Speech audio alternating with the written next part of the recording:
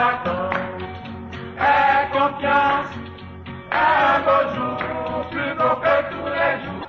Peuple combattant du Bénin, suivez la revue de presse de votre journal La Flamme, organe politique du Parti communiste du Bénin. Bienvenue à tous. Voici la revue des titres du journal La Flamme, organe politique du Parti communiste du Bénin, PCB, parution numéro 569. Un mois après la rentrée scolaire 2024-2025 au Bénin, l'école publique dans la catastrophe fait constater le journal du PCB. Du point de vue des infrastructures, le premier constat fait est que depuis au moins 8 ans, les établissements publics du pays ne sont plus dotés de nouvelles constructions, salles de classe notamment. Ainsi, aujourd'hui, sans parler de leur entretien et état de délabrement et de ruines avancées, il y a un manque criard de salles de classe pour abriter les apprenants de façon fixe. Aussi, le pouvoir de Talon a poussé le cynisme et le mépris de l'instruction pour les enfants du peuple jusqu'à priver les écoles du Bénin de simple mobilier. Au niveau de la situation du personnel enseignant, l'État se trouve incapable d'en déployer pour combler le déficit qui est aujourd'hui notoire et criard. Ainsi, plusieurs établissements se trouvent confrontés aux besoins d'enseignants en qualité comme en quantité. Et en ce qui concerne le matériel didactique, la majorité des écoles ne disposent pas de cahiers d'activité ni de manuels scolaires. Il n'y a pas de laboratoire, pas de bibliothèque,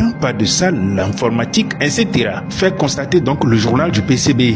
Alors, dans nombre d'écoles et collèges au Bénin, il est devenu habituel sous le pouvoir de Talon de voir des élèves assis par terre et donc dans l'incapacité de suivre les cours et de noter ce que l'enseignant dicte. Les enfants des cours primaires et secondaires publics rejoignent ainsi le sort depuis longtemps réservé aux étudiants des établissements supérieurs publics, où il faut se lever de bonne heure pour espérer trouver une place assise sur un banc dans un amphi archi-comble, fait savoir la presse du PCB. Le journal va plus loin et expose dans ses colonnes des statistiques à travers plusieurs établissements du pays et qui illustrent avec précision les effectifs pléthoriques et leurs corollaires de classes jumelées au primaire et classes volantes au niveau secondaire. Cette ruine de l'école qui passe à la catastrophe est le résultat du sabotage systématique organisé et aggravé de cette école sous le pouvoir de Talon. Des réalités qui démentent donc tout le tintamarre qu'orchestre le pouvoir de la rupture avec ses ministres en charge de l'école. Et cela ne peut que donner raison à la levée du peuple pour en finir avec le pouvoir et en bâtir une nouvelle école au service donc du pays, conclut La Flamme avec précision d'une perspective d'école à vision pragmatique qui n'est possible qu'avec un programme de gouvernance patriotique à l'exemple de celui de l'Alliance pour la Patrie APP qui reconnaît que l'école est l'axe central de tout développement. Les populations des villes de Grand Nokoué, à savoir Cotonou, Porte-Nouveau, Aboumé-Calavi, Sempodi, Ouida, feront désormais face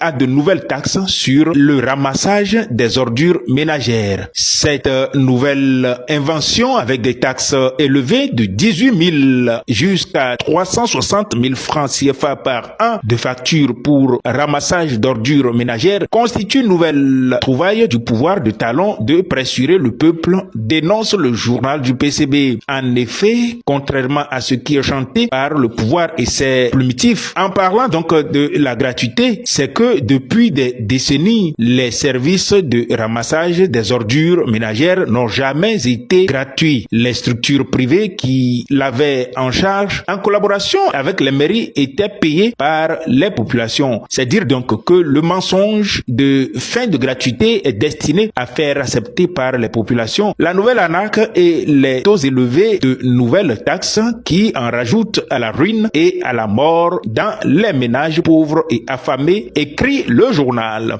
L'Organisation pour la défense des droits de l'homme et des peuples, ODHP, répond aux propos de Ousmane Batoko qui a blanchi le régime PRPB de Kérékou dont il fait partie des crimes divers commis par leurs soins. C'est l'impunité, le pardon sans confession ni pénitence accordé aux tortionnaires et leurs commanditaires dont le chef Mathieu Kérékou par le régime du renouveau dit démocratique qui permet à Batoko, promu jusqu'à la Cour suprême, de mentir sans honte sur cette période dramatique. Alors donc, l'ODHP dit halte à la profanation de la mémoire des martyrs et des torturés, déclare l'ODHP dans un communiqué de presse presse en date du 1er novembre 2024 et publié dans les colonnes de cette parution 569 du journal La Flamme. Hors des frontières du Bénin, La Flamme parle du vote à l'ONU de la résolution sur la décolonisation. Il y a eu en substance 157 voix pour,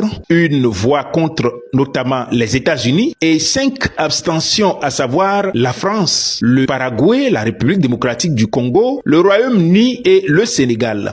Et comme cela se constate, des colonisateurs à cette assemblée sont obligés de jouer à l'hypocrisie. Tel est le cas de la France qui continue d'assumer ce rôle de dominateur, mais se cache derrière une prétendue abstention. Elle entraîne dans sa barque et à son soutien certains pays africains, comme le Sénégal, jouent à la même hypocrisie, pensant retarder la volonté des peuples dominés à se libérer. Il nage ainsi à contre-courant de l'histoire.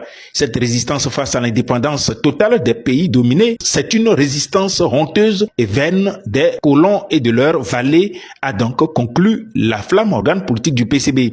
Ainsi prend fin cette revue des titres de votre journal La Flamme, organe politique du PCB. Merci de retrouver l'intégralité des articles dont les titres viennent d'être passés en revue via nos canaux digitaux www.la-flamme.org et la page Facebook La Flamme. Aussi, procurez votre journal La Flamme, organe politique du PCB, disponible au siège du PCB, quartier Bédégbé à Cotonou et à la Bourse du Travail de Cotonou, précisément au secrétariat de la CSTB au prix de 300 francs CFA. Vous pouvez de même vous abonner et recevoir chaque numéro à votre domicile ou à vos lieux de travail. Abonnement mensuel 1500 francs CFA, trimestriel 4000 francs CFA, semestriel 8000 francs CFA et annuel 15 000 francs CFA. Par ailleurs, des abonnements de soutien sont ouverts au prix de 400 francs CFA par parution. Retrouvez-nous la semaine prochaine pour un nouveau numéro. L'histoire a bien démontré que tout pays qui doit se développer doit se libérer totalement par une révolution décidée